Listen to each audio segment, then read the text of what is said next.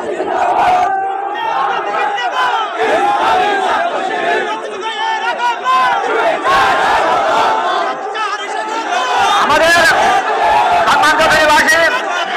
আমাদের মধ্যে এসে গেছেন।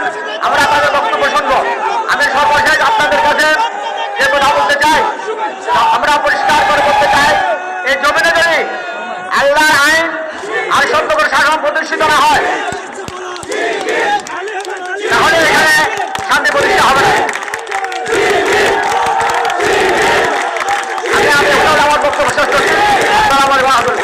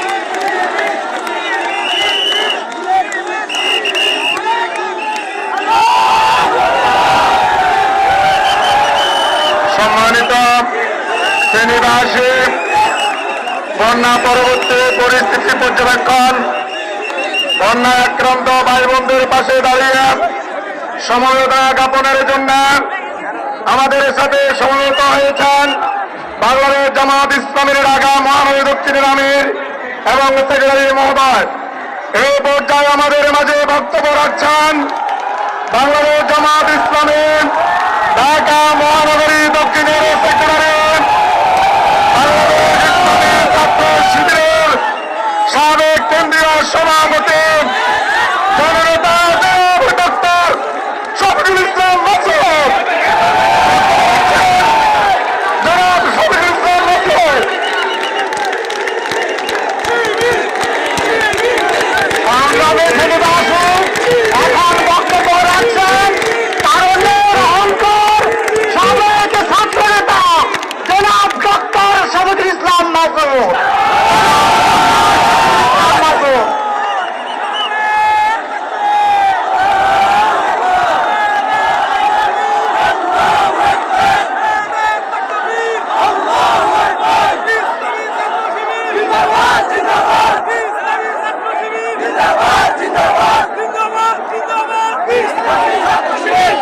أعوذ بالله من الشيطان الرجيم بسم الله الرحمن الرحيم الحمد لله رب العالمين والصلاة والسلام على رسوله الكريم وعلى آله وصحبه أجمعين।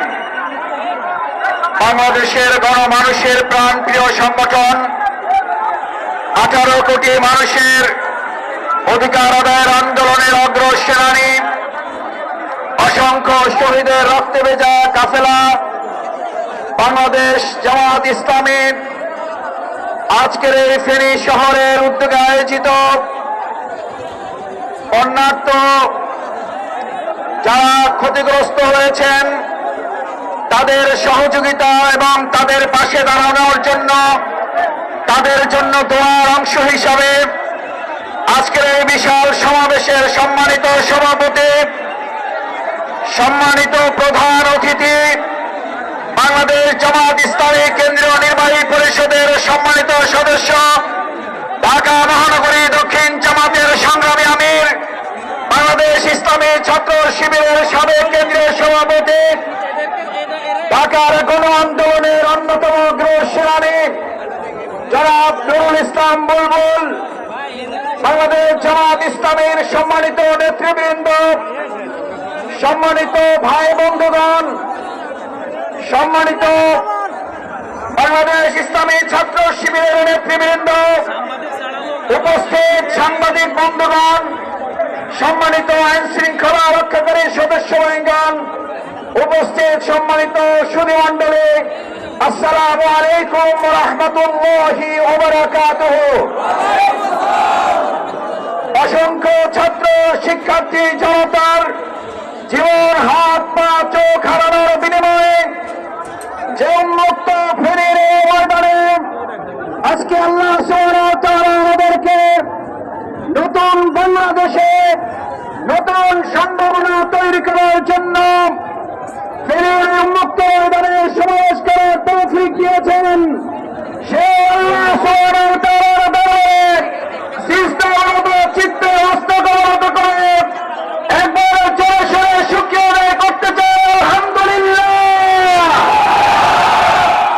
সম্মানিত ভাই এবং বন্ধুগণ, প্রধান অতিথি নুরুল ইসলাম বুলবুল ভাই বক্তব্য রাখবেন। আমরা শুধু এই কথাটুকু বলতে চাই, 2024 সালের 5ই আগস্ট আমাদের তরুণ ছাত্র জনতা জীবন, হাত পা চোখ দিয়ে যে নতুন স্বাধীন বাংলাদেশ আমাদেরকে উপহার দিয়েছে।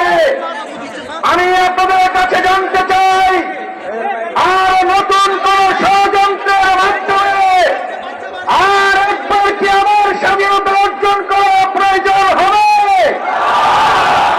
আমরা হয়তো নতুন করে জীবন বাজি রেখে আরেকবার স্বাধীনতা নয়, এই অর্জিত স্বাধীনতাকে অর্থবহ করতে যতবার প্রয়োজন জীবন দেব, এই স্বাধীনতাকে আমরা রক্ষা করতে দেব না। সংগ্রামী ভাই এবং বন্ধুগণ, বাংলাদেশ জামাত ইসলামী এদেশের গণমানুষের প্রিয় কাফেলার নাম আপনারা ভালো করেছেন।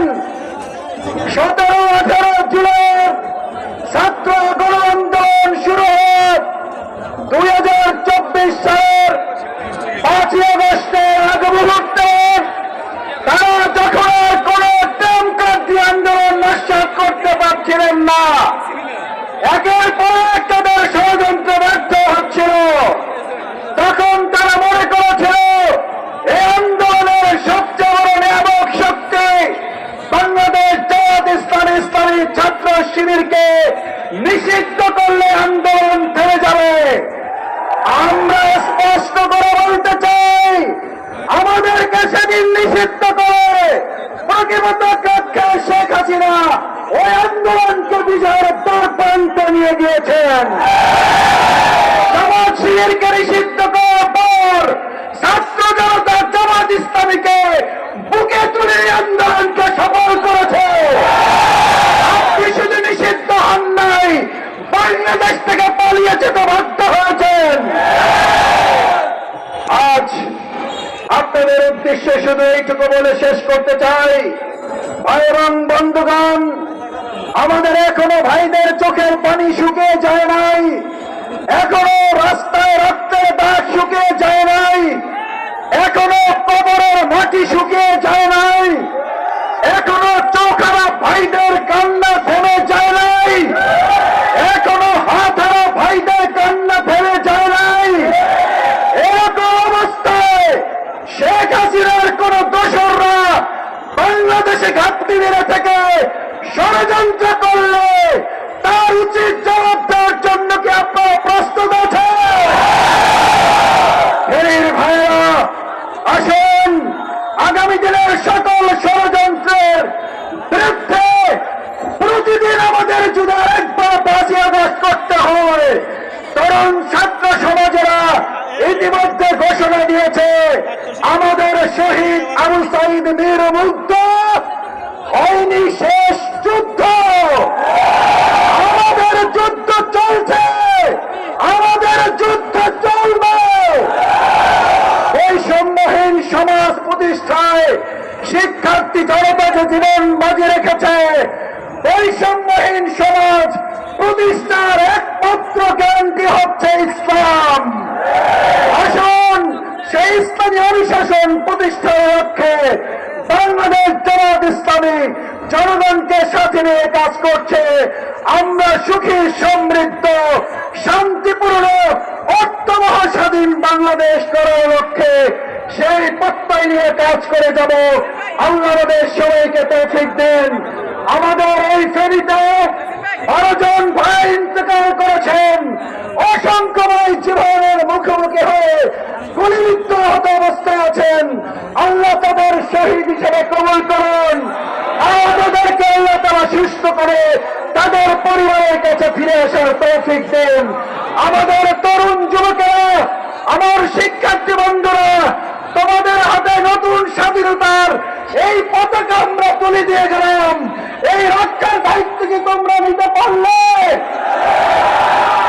সেই প্রত্যাশা ব্যক্ত করে আমার সবাইকে ধন্যবাদ, কৃতজ্ঞতা জানিয়ে আমার কথা শেষ করছি। আল্লাহ হাফেজ। বাংলাদেশ জিন্দাবাদ, বাংলাদেশ জামাত ইসলামী জিন্দাবাদ, ফেনী শহর শাখা জিন্দাবাদ। আসসালামু আলাইকুম ওয়া রাহমাতুল্লাহ।